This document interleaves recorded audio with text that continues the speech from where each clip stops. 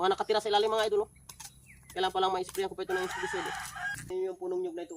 Mga isang taon na itong ganito mga idol. Tag-isa lang yung bunga niya bawat buwig. Pero dating marami ang bunga nito mga idol. Ewan kung bakit nakalimutan siya magbuo ang bunga niya. Marami rin mga bungang maliliit. Pero pagdating ng ganito nakalaki yung bunga, nahuhulog mga idol. Ayan ang iba. Nalalaglag mga idol. Yung mga bunga niyang maliliit.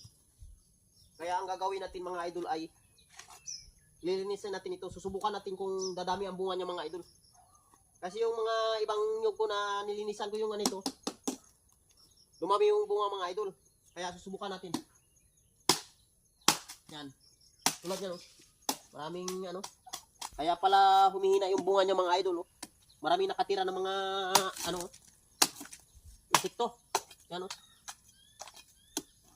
Kaya lilinisin natin ito mga idol, oh. Dami. Mga langgam. Yan. Para hindi makatira mga idol. At bumalik yung dating malakas niyang bunga mga idol. Yan, oh.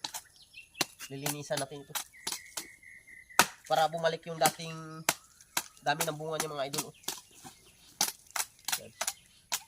Kahit nilagyan ko pa ng abono ito mga idol, oh. Mga isang taon na hindi dumadami yung bunga.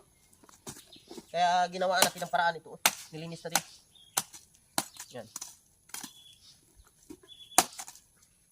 Para bumalik yung dami ng kanyang bunga mga idol. Kasi yung mga kasamahan niya, tulad yun, oh. Kasi yung kasamahan yun mga idol, oh. Ito, ang daming bunga. Kakukupra ko lang ayan, oh. Ayan pa yung bunto namin sa baba ng pinagkuprahan namin. Maraming bunga talaga yun mga idol.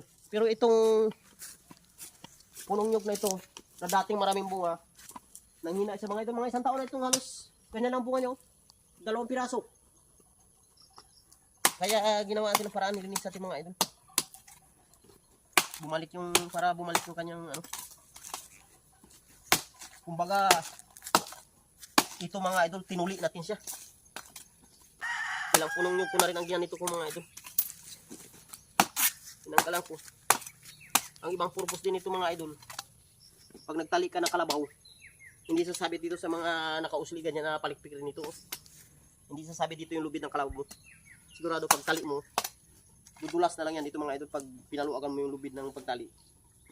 Yan din ang ibang purpose niya mga idol, maliban sa pamparami ng bunga.